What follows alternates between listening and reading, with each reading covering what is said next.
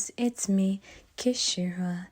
Today I'm going to be talking about the MIAbyss situation. Now, this situation, as to my attention anyways, is very new, very fresh, so there's a lot that has yet to be talked about, at least because I'm being told that the full story isn't being told to the public right now. So in this video, I'm just going to be addressing what I've seen be talked about regarding the MIAbyss situation. And also, I will preface this with saying I'm not making this video to defend any of the boys, because you absolutely cannot defend them in any way for this shit.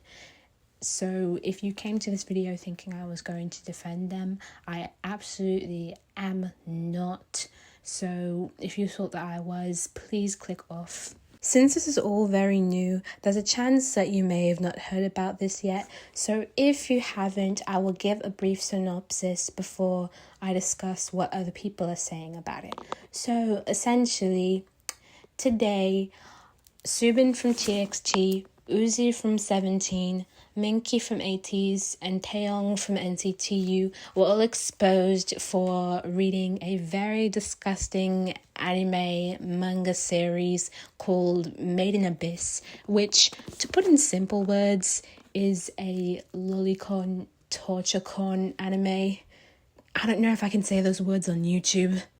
And being the good Samaritan citizen that I am, would think that this situation would be clear-cut, that everyone agrees that this is, bad, because pedophilia, bad. But no, this situation has actually been very split for the most part, with half of the debate being like, well, insert ridiculous loophole here means that they aren't actually bad people. Shut the fuck up. And then half of the debate being the normal people, being like, no, this is not excusable. Stop trying to find excuses for grown men and babying these men because they are your biases. I happen to fall on the latter side because, this is not excusable. This is outright reading child.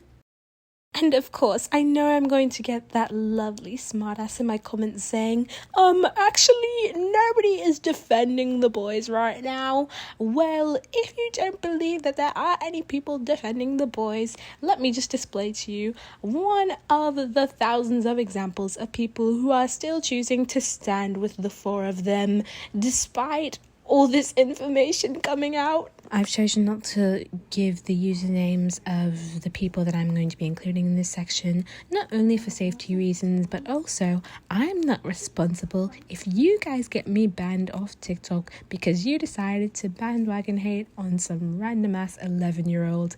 Thank you.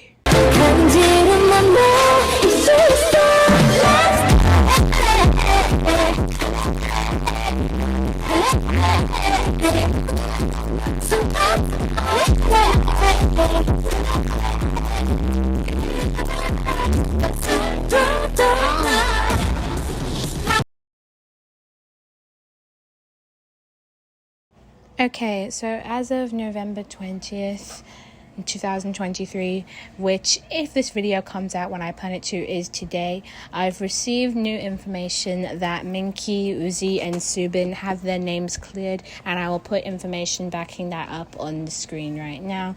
But of course, by the chance that this information is not true, I would just suggest you not take it entirely at face value, but please take the time to read it.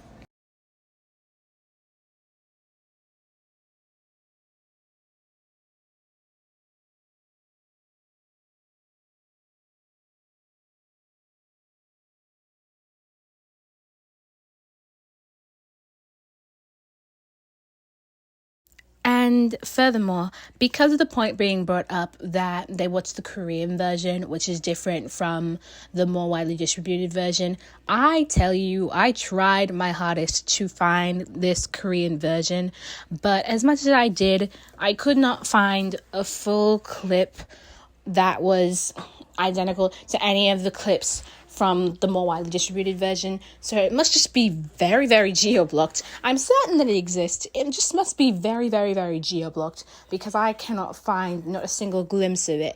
And all the people who say that the Korean version is different, I have not seen them show any clips of the Korean version either. So either do better looking or asks Annette, who lives in Korea, to confirm this information, because if we just knew this much of it, this whole situation could be over very much faster. And you know, seeing this whole situation happen, you would think that most people would be focusing on the idols, because in this case, it is kind of on the idols. But I personally think that this situation, this whole Made in Abyss situation, is way more telling of the fans than it is the idols. Because, yeah, it's fucked up just all of a sudden hearing that your fave reads whatever the fuck Made in Abyss is. I haven't read Made in Abyss, but I have seen clips of it, and it just makes me want to lose my lunch. But in general, I feel like this says more about the fans, because there have been fans openly stating that they would still support their faves even if they were borderline pedophiles, which, don't do that. That's not good. Because, you know, if you want to get a job in the future that's not fucking McDonald's, I think you shouldn't say stuff like that publicly on the internet. If you want to be a fucking weirdo, do it in your own time. Don't post that shit on the internet. Please have common sense.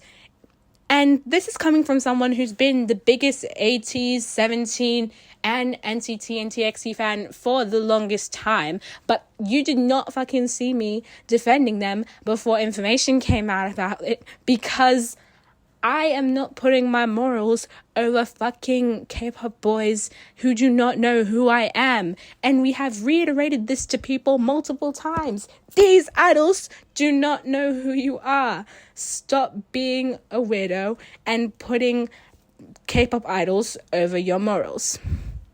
Sorry, I went on a little bit of a rant there.